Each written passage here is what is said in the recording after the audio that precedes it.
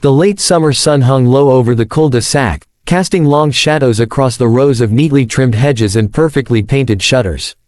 It was the kind of neighborhood where the grass seemed to grow in military precision, where cars had to be parked just so, and where an unspoken sense of surveillance lingered in the air.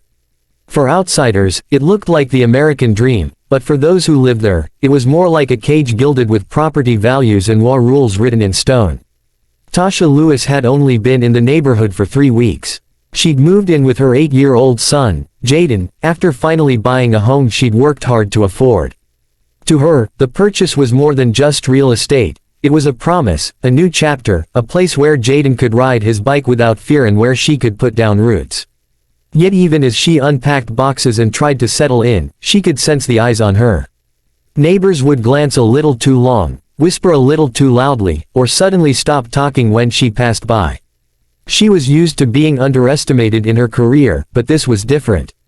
This was personal. That Saturday, Jaden begged to ride his bike down the cul-de-sac while Tasha watered her plants.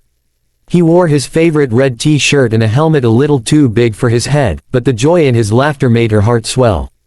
She smiled, waving when he pedaled past her with all the energy an 8-year-old could muster. It was a rare, peaceful moment, until a white SUV screeched to a halt near the curb. Out stepped 2 members of the HOA board, Margaret, a sharp-faced woman with an eternal scowl etched across her forehead, and Carl, a heavy-set man who always looked like he was one complaint away from a heart attack. They marched over like soldiers on patrol, their eyes fixed on Jaden. "Excuse me," Margaret barked, her voice shrill enough to make Jaden wobble on his bike. "Whose child is this?" Tasha lowered the hose, water dripping onto the grass, and narrowed her eyes. "He's mine." "Why?" Carl crossed his arms, his tone dripping with false authority. "Children aren't allowed to ride bicycles in the cul-de-sac without HOA approval. Safety regulations." Tasha raised a brow, incredulous. "He's 8 years old. He's riding a bike, not drag racing." Margaret's lips tightened. "Rules are rules. And frankly, we've had complaints. A boy riding around unsupervised makes the neighborhood feel unsafe." "Unsafe," Tasha repeated, her voice sharpening. "I'm standing right here, watching him. How exactly is he a threat?" Before either of them could answer, Jaden rolled to a stop beside his mother. He looked up at them, confusion in his eyes. Margaret bent down slightly, trying to look gentle, but her tone was laced with condescension. "Sweetheart, why don't you come with us? We'll take you somewhere safe while your mother sorts this out." The implication hit Tasha like a slap. "Excuse me," she snapped, stepping between them and her son. "You are not taking my child anywhere." But Margaret's hand shot out anyway, gripping Jaden's wrist. The boy yelped, and Tasha's blood boiled. She grabbed Margaret's arm with a force that made the older woman flinch, her voice low and dangerous. "Let him go." Carl puffed up his chest, stepping forward. "Ma'am, you need to calm down. The HOA has the authority to intervene when residents break community guidelines." Tasha almost laughed at the absurdity of it, but her fury was too raw. "Authority? You think some neighborhood association gives you the right to put your hands on my child? That's kidnapping." But they didn't listen. Margaret tugged harder, trying to pull Jaden away.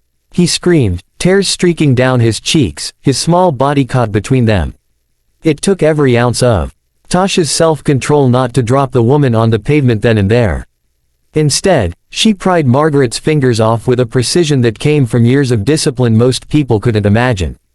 "Touch him again," she said, her voice ice, "and I promise you'll regret it." By then, neighbors had begun to gather, curtains twitching, phones recording, whispers rippling through the crowd. To them, it probably looked like a dramatic standoff, but no one stepped in to help. They just watched, entertained by the chaos on their perfectly manicured street. Margaret, clearly embarrassed by being overpowered, straightened her blouse and spat out, "This is unacceptable. We'll be reporting you to the board. People like you don't belong here." Those 3 words, "people like you," hung in the air like poison. Tasha caught the meaning in them, and so did everyone else. She felt the sting, but she didn't flinch. Instead, she placed a steady hand on Jaden's shoulder, grounding him, reassuring him. "You've already crossed the line," she said, her tone steady and commanding. "Now leave before you make things worse." But Margaret wasn't done. She pulled out her phone, dialing with shaking fingers. I'm calling the police. If you won't cooperate with the law, then maybe law enforcement will set you straight." Tasha almost pitied her. Almost. She knew exactly how this would play out, though Margaret had no clue who she was dealing with. To the HOA board, Tasha Lewis was just another homeowner they could intimidate into submission. They didn't realize that in her day job, she was Honorable Judge Natasha Lewis of the United States District Court, a woman with the authority to silence attorneys, overturn motions, and protect the innocent with the force of federal law. And now, standing in her own yard, her son trembling beside her, she felt the weight of that authority simmer beneath the surface.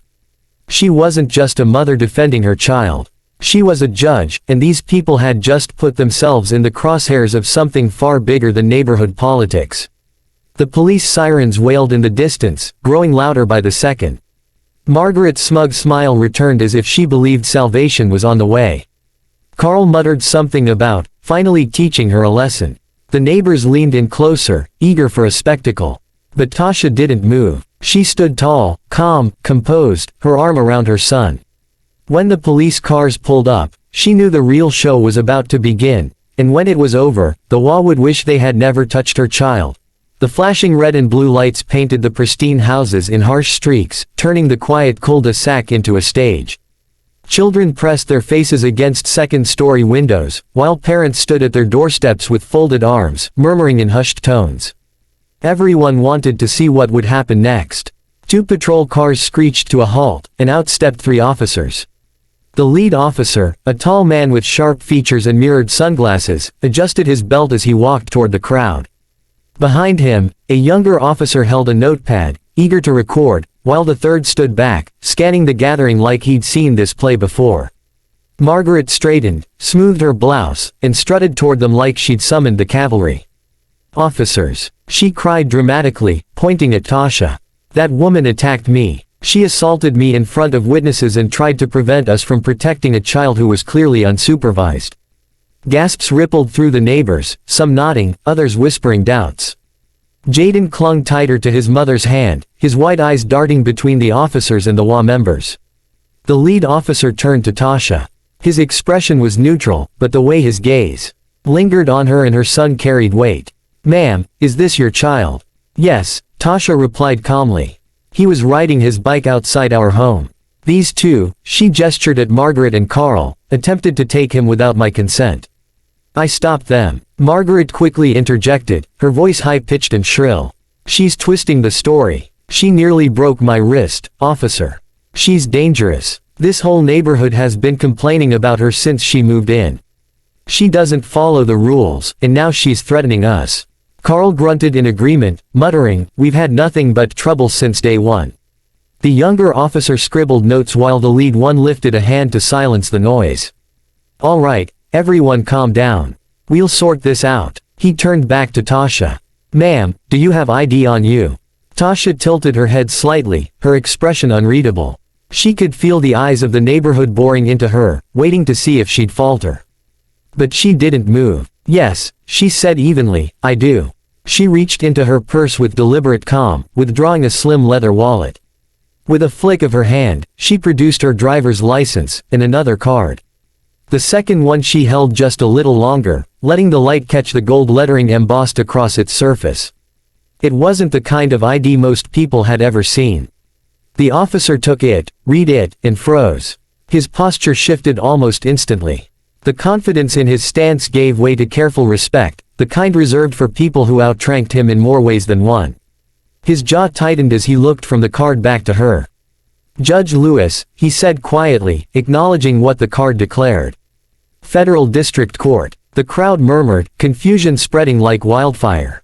Margaret blinked rapidly, her smug expression faltering. Carl's mouth fell open, and his face turned pale. "Yes," Tasha confirmed, her voice steady. "And I suggest we have a very careful conversation about what just happened here tonight." The younger officer stopped writing mid-sentence, his pen hovering in disbelief. Even the third officer, the quiet observer, straightened, suddenly attentive. The air shifted, the entire balance of power tilting in Tasha's direction. Margaret stammered, trying to recover. I don't care who she is. She assaulted me. She threatened me in front of everyone." The lead officer's voice grew colder. What I see, ma'am, is that you attempted to physically remove a child from his parent. That's not only outside the jurisdiction of a homeowners association, it's a potential criminal offense. The color drained from Margaret's face. What? No, you don't understand. We were trying to protect him. We thought. You thought you had authority you don't possess, Tasha interrupted, her words sharp but controlled. You laid hands on my son, tried to drag him away, and when I stopped you, you called the police hoping to paint me as the aggressor. That's not protection. That's abduction. And now you've done it in front of witnesses and cameras. She gestured subtly toward the neighbors with their phones raised, recording every moment. Margaret turned, noticing for the first time how many people were capturing her humiliation. Panic flashed across her face. Carl stepped forward, his voice shaky but defiant. This is all being blown out of proportion. We were just enforcing the HOA rules. Children can't ride unsupervised, it's a safety. There is no HOA rule that supersedes parental authority, the lead officer cut in sharply. You don't get to decide who's allowed to ride a bike or who belongs in this neighborhood. Tasha placed a calming hand on Jaden's shoulder. He was still trembling, but she could feel him steadying as he realized his mother wasn't just winning, she was in absolute control. She crouched briefly, whispering to him, "You're safe. No one's taking you anywhere." He nodded, his small hand tightening around hers like an anchor. Margaret, desperate now, raised her voice again. "You can't let her get away with this. She manhandled me. I want her arrested." The officer returned the federal ID to Tasha with a respectful nod. "With all due respect, ma'am, you're the one we should be questioning. Attempting to remove a child from his parent without consent can be construed as attempted kidnapping. Assault charges could also apply." The words hit Margaret like a thunderclap. She staggered back a step, her composure unraveling. Carl looked around helplessly, searching for someone to back him up, but the neighbors were silent. Some shook their heads, others whispered disapproval. The tide had turned. Tasha straightened to her full height, her presence commanding, unyielding. "I moved here because I believed this community was a safe place for my son. Instead, in 3 weeks, I've endured stares, whispers, and now an outright attempt to take him from me. This is more than bias, it's harassment, and tonight it crossed into criminal behavior." The officer nodded gravely. "Judge Lewis, would you like to file charges?" Margaret gasped. "Charges? You can't be serious." "I am," the officer snapped, his patience gone. "This isn't your HOA board meeting. This is law enforcement. You don't get to rewrite the law to suit your prejudice." Tasha let the silence stretch, savoring the way Margaret squirmed under the weight of her own actions. Then she said, cool and precise, "For now, I want a full incident report filed. Every witness statement, every recording. And I want copies. I'll determine my next step after reviewing the evidence. But rest assured, this won't disappear quietly."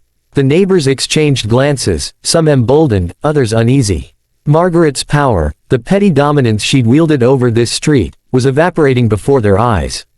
Carl muttered something under his breath, but even he knew the battle was lost. The lead officer signaled his colleagues to begin taking statements. Phones were collected, testimonies recorded. Margaret tried to protest, but her words were drowned out by the sound of neighbors finally speaking the truth. That she had grabbed the boy, that Tasha had only defended him, that the HOA had gone too far this time. Jaden leaned into his mother, whispering, "They're in trouble, huh?" Tasha smiled faintly, brushing a hand over his curls. "Yes, baby, they are." As the police worked, she stood tall, her son safe at her side, and thought about the irony. The HOA had tried to humiliate her, strip her of dignity, and even take her child. But in their arrogance, they had revealed their ignorance, because they'd picked a fight not with just any mother, but with a federal judge. And now, the whole neighborhood knew exactly who they had underestimated. The night air grew cooler, the flashing lights slowly dimming as reports were finished. But the lesson hung heavy in the air. The HOA had crossed a line, and there would be no easy way back.